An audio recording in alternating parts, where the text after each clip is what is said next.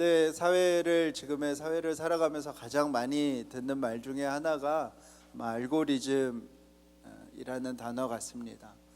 어느 영상을 뜨거나 또 어떤 인플루언서를 알게 되거나 또 어떤 커뮤니티에 글을 보게 될 때에도 우리가 알고리즘의 영향을 받게 됩니다. 그러면서 필터 버블이나 에코 챔버 같은 단어들을 많이 사용하는데요. 필터 버블은 이제 특정한 정보만 우리에게 노출이 된다는 뜻이고, 에코 챔버는 우리가 그러면서 특정한 집단에만 속하게 된다는 말입니다.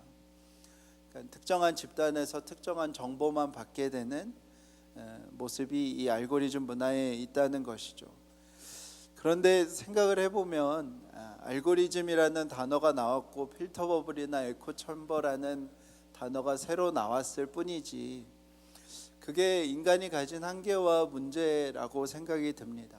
우리나라도 역사 속에서 보면 쇄국 정책을 펼쳐서 외부의 집단과 문화로부터 단절하려고 했던 역사도 있고, 대부분의 역사와 사회 속에서 사람이라는 존재가 결국엔 내가 알고 있는 것이 깨어지는 것이 두렵고, 또 나와 동질한 집단과 어울리면서 살아가는 게 마음이 편하고, 또 그 속에서 안정감을 느끼고 싶어 하기 때문에 알고리즘한테 죄가 있는 게 아니라 인간이 디지털이 된 세상이나 아날로그 시대 때의 인간이나 다르지 않다는 생각이 듭니다. 오늘 우리가 읽은 본문에도 비슷한 모습이 나와요. 특정한 정보만 받아들이고 특정한 집단에 속하여 있던 이들에게 예수님이 그 밖의 이야기를 하시는 장면이 오늘 모습입니다. 예수님께서 오늘 특별히 회당이라는 장소에서 자기를 잘 아는 사람들에 의해서 배척을 당하는 장면이에요. 회당은 기본적으로 어떤 사람들이 모이겠어요? 말씀에 열심히 있는 사람들, 말씀을 잘 아는 사람들이 모여서 매번 율법서와 선지서를 꺼내놓고 강론하고 토론하고 그 말씀을 현실에 어떻게 적용할지 이야기하던 곳이었습니다. 그러니까 회당에 모인 사람들은 기본적으로 나는 말씀을 알 만큼 알아 라고 생각했던 사람들이죠. 그 사람들에게 예수님께서 이사야 61장 1절에서 2절의 내용을 읽으니 근데 그들이 낯설어합니다. 다시 한번 18절 19절 한번 읽어볼까요? 시작. 주의 성령이 내게 임하셨으니 이는 가난한 자에게 복음을 전하게 하시려고 내게 기름을 부으시고 나를 보내사 포로된 자에게 자유를, 눈먼 자에게 다시 보게 함을 전파하며 눌린 자를 자유롭게 하고 주의 은혜를 전파하게 하려 하심이라 하였더라. 아멘. 유대인들은 늘 말씀과 가까이 했지만 예수님이 말씀하시는 유대인의 문제는 그 말씀의 일부만 늘 들여다봤다는 것이죠. 그들은 말씀을 통해서 한 가지를 찾고자 했어요. 우리에게 오시는 메시아가 어떻게 정치적, 군사적 메시아로서 이 땅에 오실 것인가. 성경을 통해서 그거에만 관심을 가지고 성경을 읽었습니다. 그런데 예수님께서 가난한 자에게 복음이 전파되어지고 포로된 자에게 자유를, 눈먼 자에게 다시 보게 함을, 억압된 자들이 그 억압에서 풀리는 하나님의 나라를 이야기하자 그들은 놀라워합니다. 그리고 나서의 그들의 반응은 그 말을 하는 예수를 잘 안다는 표현이었어요. 저 사람 요셉의 아들 아닌가? 그들은 예수를 잘 안다고 생각했습니다. 많은 사람에게 사랑을 받던 어린이가 이제 장성한 어른이 되어서 회당에서 우리와 같이 말씀을 논쟁하는구나 라고 생각했습니다. 그런데 그 예수가 시작하시는 하나님의 나라가 무엇인지, 그 예수를 통해서 선언되는 하나님의 나라가 무엇인지는 알지 못했습니다. 그들이 누군가를, 무엇인가를 안다는 게 얼마나 허망한 일인지 보여주는 장면이 나오는데요. 그들이 예수님을 밀어서 낭떠러지 앞에 예수님을 서게 하는 것입니다. 어떻게 아는 사람한테 그럴 수가 있죠? 그들은 아는 예수를 낭떠러지 끝까지 밀고 가서 죽이려 합니다. 그런데 무슨 일이 일어났는지 성경에 기록되어 있진 않지만 예수님이 그들의 사이를 가르고 나오십니다. 아마도 누가는 모세가 홍해를 갈랐던 그 일을 예수님이 군중을 가르고 나오시는 장면으로 설명하는 것 같습니다. 유대인들이 예수님이 무슨 얘기를 할 때 이렇게 흥분을 했냐면 엘리야 이야기를 할 때였습니다. 유대인들이 구약에서 가장 사랑했던 인물이 모세와 엘리야인데요. 왜냐하면 모세는 실질적으로 출애굽을 행한 제국에서 새로운 나라를 만들어낸 인물이고, 엘리야에겐 무엇이 있었어요? 불말과 불병거가 있었어요. 그러니까 이 둘을 합치면 하나님은 우리에게 불말과 불병거를 내리셔서 모세와 같은 일을 해주실 거라는 유대인들에게 믿음이 있었습니다. 그런데 그들은 늘 엘리야를 볼 때마다 불말과 불병거만 본 것이죠. 근데 예수님이 하시는 그 시대의 중요한 사건을 이 이야기를 합니다. 엘리야와 엘리사가 활동할 때 다 우상은 무엇이었냐면 바알과 아세라였어요. 부요함과 배부름과 축복과 다산의 우상이었던 바알과 아세라라는 우상을 이스라엘 모든 사람들이 섬겼습니다. 그런데 이스라엘은 바알과 아세라를 무슨 단어를 사용해서 섬겼냐면 성경에 있는 단어들, 또 제사들을 통해서 바알과 아세라를 섬겼습니다. 그래서 이스라엘 백성 중에 누구도 하나님을 예배하지 않을 때 하나님께서 엘리야를 이방 땅의 시돈이라는 곳으로 보내세요. 이스라엘의 기근이 시작되었을 때 이방 땅에 한 과부에게 보냅니다. 엘리야도 먹을 것이 없어서 쫄쫄 굶은 상태로 그 땅을 가게 돼요. 그곳에서 한 과부를 만납니다. 엘리야가 묻습니다. 먹을 것이 있느냐? 그랬더니 그 과부가 가루 한 줌과 기름 조금이 남아 있습니다. 그리고 이것을 오늘 지금 먹고 나와 아들도 이제 죽으려고 합니다라고 얘기해요. 근데 엘리야가 파렴치한 말을 하죠. 나 좀 줘라. 그래서 엘리야가 먹습니다. 이스라엘 백성들은 자기 배를 위하여 바알과 아세라를 섬기고 기근을 만나자 더 하나님을 외면하고 하나님을 떠나요. 그런데 이방 땅의 과부인 한 여인이 나그네를 향하여 자기 배에 주림을 각오하고 먹을 것을 줍니다. 모두가 하나님을 외면하고 모두가 하나님을 떠나고 있을 때 이방 땅에 살던 과부, 한 끼에 먹을 것이 없어서 자기뿐만 아니라 자기 자식에게도 줄 것이 없던 과부가 하나님을 떠올리고 하나님의 말씀대로 순종하는 장면이 그 장면이고요.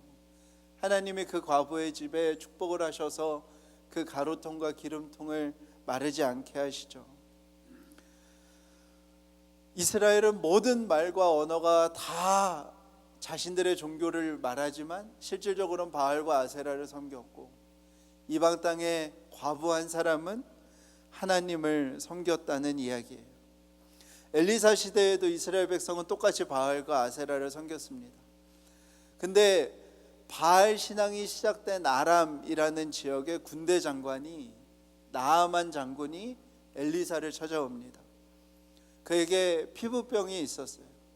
근데 그가 여호와 하나님은 자신을 고쳐줄 거라는 믿음을 가지고 엘리사를 찾아옵니다. 이스라엘에 있는 사람들은 다 하나님을 외면하고 떠났어요.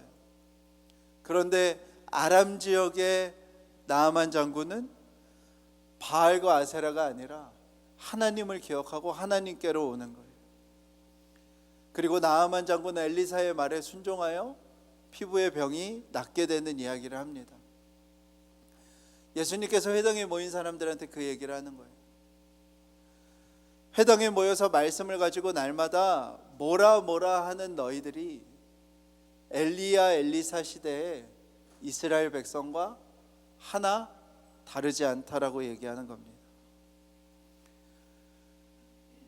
예수님은 하나님이 엘리야와 엘리사를 들어서 사용하신 것의 중요한 이야기는 엘리야가 불말과 불병거로 아람 군대를 물리쳤다는 얘기가 아니라 하나님께서 그 시대에 우리의 적을 어떻게 다 밀어버렸는지에 대한 이야기를 하나님이 우리에게 하고 있는 것이 아니라, 하나님께서는 엘리야와 엘리사를 통해서 이스라엘 백성은 하나님을 다 떠나 있을 때 이방 사람들에게 남겨둔 사람들을 통하여 하나님을 기억하고 하나님께 돌아오는 일이 있었다라는 것을 얘기하는 거예요. 그 얘기를 듣자 그 회당에 모인 사람들은 예수를 죽이고 싶어 했습니다. 그리고 예수님은 그 무리를 모세처럼 가르고 나오시는 거예요.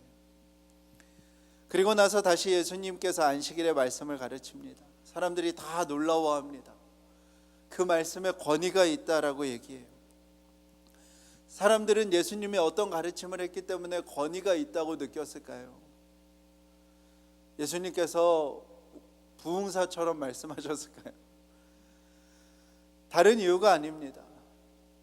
회당에서는 그동안 듣지 못했지만 궁극적이고 본질적인 말씀을 전하셨기 때문이고, 그 궁극적이고 본질적인 말씀은 다른 것이 아니라 가난한 사람이 기쁜 소식을 듣고 포로된 자들이 자유를 얻고 눈먼 자들이 다시 보게 되고 억압을 받던 자들이 억압에서 풀리는 것을 말씀하셨기 때문입니다.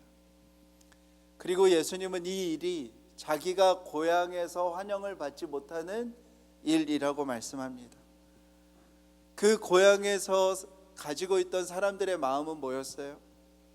정치적, 군사적 메시아를 바라는 그 마음을 가지고 자기들만의 에코챔버와 필터 버블을 만들어냈던 그 사람들을 이야기하는 것입니다. 그때 회당에 귀신 들린 사람이 옵니다. 귀신이 와서 이렇게 얘기하는 거예요. 나사렛 예수가 그리스도 예수다. 너무 칭찬받을 귀신이죠. 그래서 예수님이 이제 떠나라고 합니다. 사람들이 놀라서 예수님에게 도대체 어떤 권위와 능력이 있길래 이런 일이 일어나는가 얘기합니다. 그 권위와 능력도 이 궁극적이고 본질적인 이 말씀입니다. 가난한 사람이 기쁜 소식을 듣고 포로된 사람들이 해방을 얻고 눈먼 사람들이 다시 보게 되고 억압 가운데 있던 사람들이 억압에서 자유로워지는 이 일이에요. 베드로의 집에 갑니다. 베드로 장모가 중한 열병을 앓고 있는데요, 그 시대에도 열이 나는 것이 전염병을 가져온다고 알고 있었기 때문에 열이 나는 사람 곁에는 아무도 가지 않았습니다. 그때 예수님께서 열병을 꾸짖고 병을 고치십니다. 이 일이 마을에 급속도로 퍼지자 사람들이 병든 가족들을 데리고 또 병자들이 예수님께 나옵니다. 예수님은 그들을 다 고치십니다. 또 그렇게 사람이 모여있는데 귀신 들린 사람이 와서 예수님께 와서 당신은 하나님의 아들입니다 라고 하는 또 중요한 이야기를 합니다. 예수님이 그 귀신 들린 자를 고치십니다. 누가복음에는 이런 구조의 이야기가 10번 넘게 등장을 합니다. 예수님께서 하나님 나라를 가르치십니다. 그리고 예수님께서 귀신들을 내쫓으시고 병자들을 고치시고 소외된 자들을 찾아가시는, 하나님 나라를 가르치시고 하나님 나라를 보이시는 그 일이 누가복음에서 계속 반복이 됩니다. 그리고 그때마다 사람들은 그 권위와 능력에 놀라고 하나님 나라가 무엇인지 듣고 보게 됩니다. 그리고 그 하나님 나라는 무엇이라고요? 가난한 사람들이 기쁜 소식을 듣고 포로된 사람이 해방을 얻고 눈먼 사람들이 다시 보게 되고 억압된 사람들이 억압에서 자유하게 되어지는 그 하나님 나라입니다. 가는 곳마다 사람들이 예수님을 붙잡습니다. 더 오래 머물러 주십시오. 그때 예수님께서 43절에 이렇게 말씀하십니다. 43절 한번 같이 읽어볼까요? 시작. 예수께서 이르시되 내가 다른 동네들에서도 하나님의 나라 복음을 전하여야 하리니 나는 이 일을 위해 보내심을 받았노라 하시고. 아멘. 예수님이 말씀하신 핵심적인 가르침, 또 핵심적인 일은 다 하나님 나라입니다. 그리고 예수님도 스스로 자신의 정체성을 무엇으로 가지셨냐면 이 하나님 나라 복음을 전하는 것, 그리고 그 일을 위해 보냄받은 것이라고 스스로를 인식하셨습니다. 그리고 그 하나님 나라의 복음이 저와 여러분에게까지 들려지게 된 것입니다. 저와 여러분에게 하나님은 무엇을 바라실까요? 역시 동일합니다. 하나님 나라 복음을 전하는 삶을 살아가기를 바라시는 겁니다. 그러면 그 하나님 나라 복음을 전하는 삶은 궁극적으로 본질적으로 또 무엇이겠습니까? 가난한 자들이 기쁜 소식을 받고 눈먼 자들이 눈을 뜨고 포로된 사람들이 해방을 얻고 억눌린 사람들이 억압에서 자유를 얻는 것, 그것이 저와 여러분의 삶이고, 예수님을 믿고 예수님을 따른다는 것은 다 여기에 있는 것입니다. 한국교회가 극우화되어 있어 지금 사회에 큰 짐이 되어 있습니다. 한국교회의 극우화가 저에게는 참 고민이었고, 그것에 대하여 참 오랫동안 저도 살피고 있고, 또 가끔씩 인내심을 갖고 그들이 하는 이야기를 들어봅니다.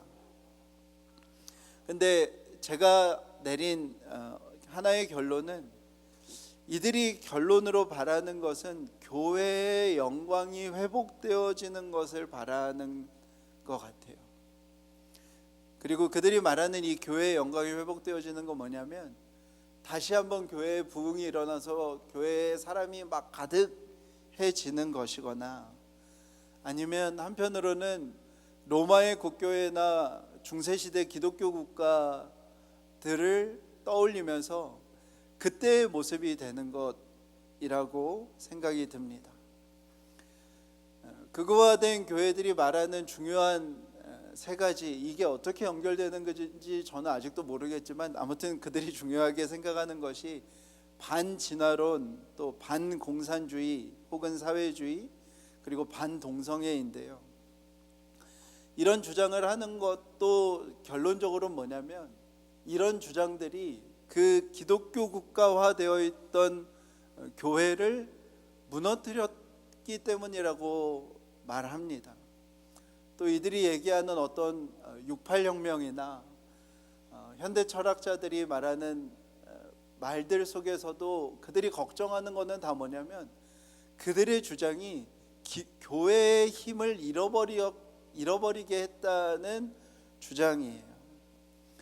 왜 그들은 과학에 대한 반감, 또 정치의 이 복잡성에 대한 반감, 다양성이 나타나는 사회에 대한 반감을 갖고 있을까라고 물어보면, 이들이 추구하는 교회의 모습이 중세시대의 기독교 국가로서의 교회이기 때문입니다. 이들의 세계관 속에 하나님은 교회를 통해서만 역사하시고, 하나님은 교회 안에서만 역사하시는 분인 것처럼 이들은 말해요. 그런데 우리가 한번 그 질문을 해봐야 되는 거죠. 중세시대 교회는 괜찮은 상태였을까요? 그 지점에서의 생각의 차이가 생기는 것 같아요. 저는 중세교회 기독교 국가가 기독교 역사 속에서 가장 어두웠던 시대라고 생각이 들거든요. 모든 것은 교회 언어와 성경 언어와 전례로 다 이루어졌던 세상이지만, 완벽하게 모든 것이 억압되었던 시대가 중세교회 시대입니다. 그리고 서구 사회가 발전을 해왔다는 것은 다 그 중세교회를 극복해 나가는 과정이었습니다. 르네상스가 시작이 되잖아요. 르네상스는 왜 시작이 되냐면, 결국에 교회가 진리를 독점적으로 해석하는 것에 대한 반발이었거든요. 그래서 사람들이 무엇에 관심을 둔 거냐면, 교회가 세워지기 전에 그리스 문화에 대하여, 그리스 철학에 대하여 관심을 두기 시작하고, 그들이 인간에 가졌던 그 가치와 철학들을 생각하면서 르네상스가 시작이 된 건데요. 그 역시 무엇이냐면, 교회가 가졌던 것으로부터의 탈출이었어요. 그리고 그 일이 일어나자 예술과 과학이 막 일어나게 됩니다. 신기하죠? 교회가 진리를 독점하고 억압할 때는 일어나지 않던 일들이 깨어지면요, 반드시 예술과 과학이 중흥되는 일이 역사 속에서 반복이 돼요. 갈릴레이 같은 과학자나 다빈치나 미켈란젤로 같은 예술과 과학의 일이 일어나고요, 그 르네상스가 지나는 시점 중에 무슨 일이 일어나는 거냐면 종교개혁이 일어나요. 종교개혁 역시 무엇에 대한 반발이에요? 교황이 독점적으로 성경을 해석하는 것에 대한 반발이거든요. 한 개인이 하나님 앞에 선 단독자로 성경을 해석할 수 있다는 것이 종교개혁의 핵심적인 가르침입니다. 그런데 이게 엄청난 일인 거예요. 중세시대에는 인간은 스스로 생각하고 스스로 해석할 수 없다고 생각했어요. 그거는 누가 할 수 있는 일이에요? 교황과 사제의 일이었어요. 그런데 그 일이 누구에게 일어나는 거예요? 개인에게 일어나는 거예요. 그러면서 이제 그 역사들을 지나면서 유명한 철학자 데카르트라는 철학자가 나와서 뭐라고 얘기해요? 나는 생각한다, 고로 존재한다라는 이 선언이요, 우리는 뭐 그럴 수도 있지라고 생각하지만 그런 생각 자체를 해보지 못했던 시대인 거예요. 내가 생각을 하기 때문에 내가 존재한다라는 생각을 해본 적이 없던 시대에 그 철학자, 그 사상가가 그 이야기를 한 거예요. 무엇이냐면 스스로 생각하고 판단할 수 있는 인간의 이성을 종교의 권위보다 더 높이 올려놓은 일이 첫 번째로 등장한 거예요. 그러면서 그 거대한 종교가 곧 국가였던 세상이 흔들리기 시작하는 것입니다. 그러면서 사람들이 무슨 생각을 하냐면 왕의 권위가 신에게서 왔을까? 그 생각에 동의를 하지 못하게 되고요. 그러면서 등장하는 철학자들, 다 우리가 윤리 시간에 배웠던 로크의 사회계약론 이런 것들이요, 권력은 시민의 동의 없이 이루어지지 않는다는 말이에요. 권력이 시민의 동의 없이 이루어지지 않기 전에는 권력은 누구로부터 주어졌을까요? 교회로부터 주어진 거예요. 신으로부터 주어진 거예요. 루소라는 사람이 나와서 일반 의지에 따라서 정치가 작동해야 된다고 얘기해요. 그 전에는 다 어떻게 정치는 작동했을까요? 신의 뜻에 따라서 정치가 작동한 거예요. 그런데 이제는 민의에 따라서 정치가 이루어져야 된다고 하면서 뭐가 나온 거예요? 민주주의가 시작되는 거예요. 그리고 프랑스 시민혁명 때 사람들이 두 곳을 찾아갔어요. 낫과 꽃게기를 들고. 어디게요? 왕궁과 교회입니다. 그런 흐름 속에서 이제 자본주의가 발전해요. 국가와 교회에 속해 있던 재산이 이제 어디로 움직여요? 시장으로 움직이는 거예요. 국가와 교회가 쥐고 있던 자본이요, 시장으로 옮겨지고요, 폐쇄된 경제에서 개방된 경제가 경쟁력을 갖는 일이 일어나게 됩니다. 그래서 교회 안에서 보라색 옷을 입은 자들이 거룩한 것이 아니라 세속 직업이 하나님의 소명이라는 자본주의 노동 윤리들이 세워지기 시작해요. 그리고 그런 시간들을 지나면서 다윈이 진화론을 발표하고 이 과학 문명과 자본주의와 정치 발전이 서구 사회를 급속도로 성장을 시키고 그것이 제국주의 형태로 이제 나타나게 됩니다. 그리고 자본주의와 노동 착취와 도시 빈민의 문제를 해결하기 위해서 사회주의 사상이 나오기 시작하고요. 그 이념으로 세계 1차 대전, 2차 대전이 일어나고 그 전쟁이 우리나라 6.25 전쟁까지 일어납니다. 여러분들, 이게 역사가 이렇게 흘러온 거예요. 그런데 한 가지 질문을 해보죠. 이 역사의 시간 동안 하나님은 노셨습니까? 역사가 이렇게 흘러오는 동안 하나님은 막 막 쟤네들 봐라, 막 어떻게 할 수가 없네, 막 이러면서 그 시간을 보냈습니까? 아니요. 누가 그렇게 신앙 고백을 하나요? 그 모든 역사의 주인이 누구라고 우리는 고백하는 거예요? 하나님이시라고 고백을 하는 거예요. 그 역사를 이끌어 오신 분이 누구라고 고백하는 거예요? 하나님이라고 고백하는 것입니다. 현대 철학자 중에 이 극우 진영에 계신 분들이 무서워하는 철학자 두 명이 있는 것 같아요. 뭐 저도 잘 아는 건 아니지만 라칸과 푸코라는 철학자입니다. 라칸이 무슨 얘기를 했냐면요, 인간 안에 있는 욕망이 지나치게 죄책감이 부여되어 있다라는 얘기를 해요. 그리고 푸코라는 사람은 무슨 얘기를 하냐면요, 교회를 비롯한 이 세상의 질서가 죄책감을 이용하여 작동된다는 얘기를 합니다. 그리고 그 철학의 기반과 세계대전을 거친 그 회의주의들 속에서 이제 히피 문화나 68혁명이나 동성애 같은 것이 사회의 전면에 나오게 돼요. 동일합니다. 그 철학자들은 왜 그 얘기를 하게 되었을까요? 무엇이 발견되어졌기 때문에? 다 교회로부터의 탈출을 얘기하는 거예요. 그리고 한 가지는 또 무엇을 얘기하는 거예요? 그 모든 역사를 결국 하나님이 이끌어 가시는 것을 우리는 믿고 고백하는 것입니다. 인간의 역사는 수많은 폭력의 역사예요. 엄청난 폭력의 역사입니다. 이 인간이 남긴 수많은 폭력의 역사 속에서 어떻게 인간에게 남겨진 이 보편적인 가치들, 사랑과 정의와 평화와 희생과 정의와 생명과 자유와 환대와 존엄 같은 이 보편적인 가치가 이 역사 속에 남게 되었을까요?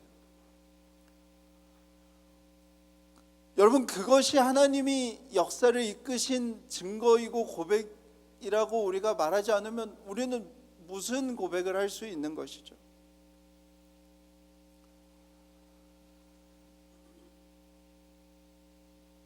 성경을 볼 때 그 구조가 다 비슷합니다. 자기 안에 사람을 가둬두고요, 그 사람을 괴롭히던 성전에 사람들을 묶어두고요, 하나님께서 이스라엘 백성을, 우상 숭배하는 이스라엘 백성을 성전을 무너뜨리시면서 하신 것이 무엇이냐면 성전 밖에 계신 하나님을 보게 하신 거예요. 아수르와 바벨론을 움직여서 세상을 운행하시는 하나님을 이스라엘이 보게 하신 거라고요. 예수님이 오셔서 하신 일은 무엇일까요? 똑같아요. 회당에 갇혀서 오히려 그 회당으로부터 억압과 더 많은 포로됨을 만들어내는 그들에게, 수많은 맹인이 맹인을 인도하던 그 모습들에게 그 성전을 무너뜨리시고 예수님의 죽으심과 부활을 믿게 된 성전된 한 사람 한 사람을 통해서 하나님 나라를 보이신 겁니다. 우리가 빌립보서를 읽는데요, 빌립보서의 내용도 똑같아요. 사도 바울이 한 일도 결국엔 교회 안에 할례를 받아야만 한다고 하는, 할례를 받아야만 한다고 말하는, 그것으로 또다시 억압하는, 그걸로 또다시 서열을 만들려고 했던 그 모습을 떠나 신앙은 그리스도를 알고 그리스도를 얻고 그리스도 안에서 발견되어지는 것이면 충분하다. 어떤 사람이어도 맞이하고 사람을 귀하게 여겨주는 교회 공동체로 존재하면 충분하다라는 얘기를 사도 바울이 모든 서신서마다 하고 있는 겁니다. 이런 모습이 정말 많아요. 과학책도 못 보고 철학책도 못 봐요.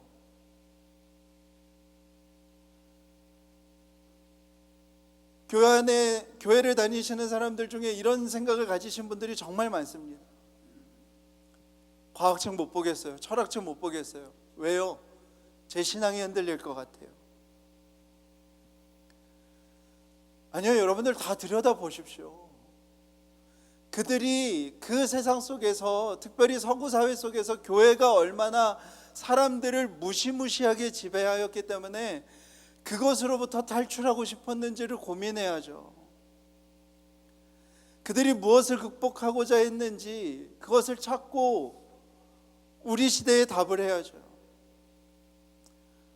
중세 유럽 교회가 왕을 세우고요, 교회가 사람들을 심판하고 처벌했던 그때 기독교 국가를 이상적인 시대라고 말하는 것이 아니라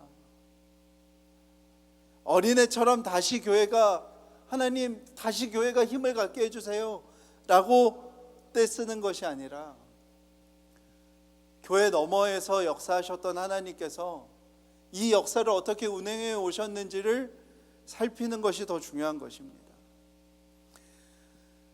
이미 1952년에요 하나님의 선교라는 단어를 통해서요 개신교 안에서 어떤 반성이 있었냐면요, 교회 성장이 곧 선교가 아니라는 고백들을 했습니다. 교회가 성장한다고 해서 선교가 일어나지 않는다는 반성을 했어요. 왜요? 서구 사회의 교회가 그랬고요, 제국주의의 도구가 된 교회의 모습을 보면서 그랬고요, 교회라는 집단이 결국 독일 교회가 전쟁을 합리화해 준 독일 교회의 모습을 보면서 이미 많은 목회자들과 서구의 신학자들이 무슨 고백을 했냐면요, 교회의 성장이 곧 선교가 아니다. 그리고 그 너머에 계시는 하나님의 선교라는 단어를 사용해서 교회를 넘어서 역사하시는 하나님을 우리가 바라봐야 한다는 이야기를 합니다. 그 대표적인 학자와 선교사이며 목회자였던 사람이 레슬리 류비긴이라는 목사가 있는데요, 다원주의 사회에서의 복음이라는 책이 있어요. 이런 게 저는 좀 슬퍼요. 이런 책이 다 70년대 80년대 나온 책이거든요. 그러니까 이미 이 고민을 70년대 80년대에 다 했어요.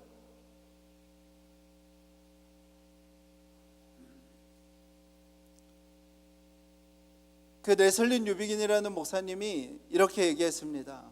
이런 사상의 흐름들을 지나고 다원화된 세상 속에서 다양성 속에서 살아가야 하는 교회의 역할이 무엇인지 세 가지로 정리했어요. 주보에 있는데요, 한번 읽어볼까요?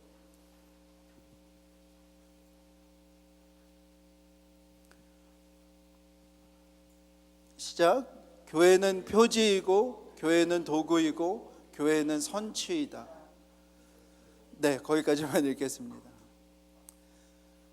이미 현대의 교회가 제도도 아니고 건물도 아니고 종교 집단이나 종교 기관이 될 수 없다고 이야기했어요. 세속화된 세상 속에서 교회는 하나님 나라를 가리키고 이루고 맛보게 하는 증인들의 공동체라고 이야기합니다.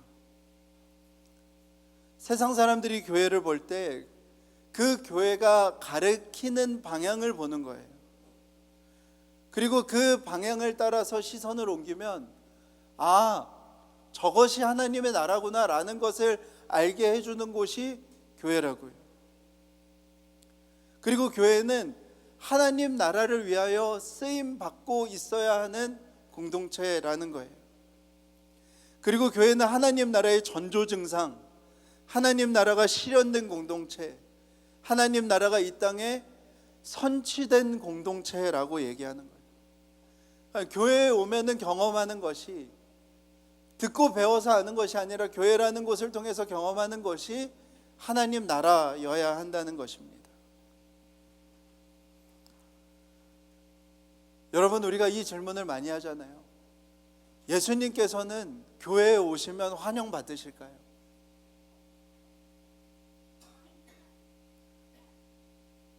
예수님께서 2025년 지금의 교회에 오시면 우리에게 오셔서 야, 너네들 엘리야와 엘리사 시대의 이스라엘 백성이랑 똑같아 라고 예수님이 말씀하시면 우리도 예수님을 낭떠러지로 밀고 가지 않을까요?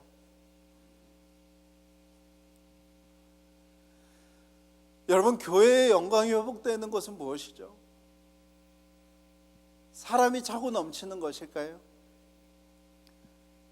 교회가 지명한 대통령이 세워지는 것이 교회의 영광의 회복일까요? 아니요, 교회의 영광은 오늘 예수님이 말씀하신 이 말씀입니다. 가난한 사람들이 기쁜 소식을 듣고, 포로된 사람들이 해방을 얻고, 눈먼 사람들이 다시 보게 되며, 억눌린 사람이 자유해지는 그 일이 교회를 통해서 일어나는 것이 교회의 영광입니다. 교회의 영광은 그때 회복되는 것입니다. 아무도 하나님을 따르지 않을 때 이방 땅에서 과부의 하나님이 되셨던, 모두가 외면할 때 이방인 장군으로부터 만왕의 왕이라 고백되었던 그 하나님은 성전이 무너져도 여전히 살아계신 하나님이십니다. 교회 밖에서도 능히 얼마든지 사람들을 구원하시고 건져내시고 역사하시는 분이 하나님이십니다. 지금 우리가 누리는 이 인간의 보편적인 가치들이요, 우리가 가진 이 폭력성과 잔인성에 비해서 나타날 수 없는 이 보편적인 가치들을 이 땅에 남겨놓으신 분이 하나님이십니다.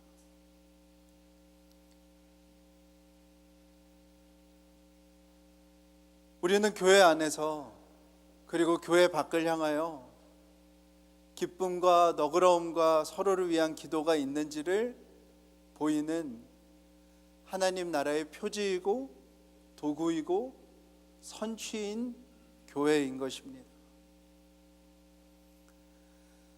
하나님 나라를 가르치시고 하나님 나라를 보이시고 하나님 나라를 전하기 위하여 육신을 입고 이 땅에 오신 예수님, 하나님 나라를 이루기 위하여 십자가에 죽으시고 부활하신 구주 예수 그리스도를 마음에 모신 저와 여러분은 그 영광스러움을 무엇을 통해 드러내기를 원하십니까?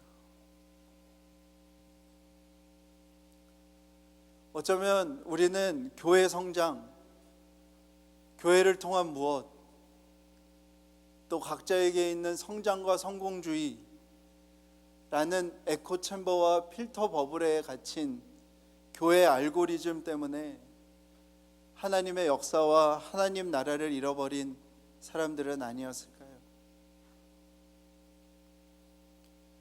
예수님이 말씀하십니다. 두세 사람이 내 이름으로 모이는 곳에 주님이 함께 하십니다.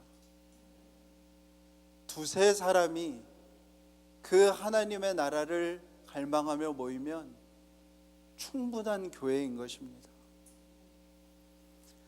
가난한 자가 기쁨을 얻는 교회, 눌려있는 자가 자유를 얻는 교회, 삶의 고통이 눈앞에 있는 것만 보게 했던 자들이 눈을 열어 하늘을 쳐다볼 수 있는 교회, 삶의 무거움이 잠시 잊혀지는 교회, 두세 사람이 모여도 그런 교회가 되기를 원합니다. 그런 교회를 이루어가는 저와 여러분이 되었으면 좋겠습니다. 우리 함께 찬양하겠습니다.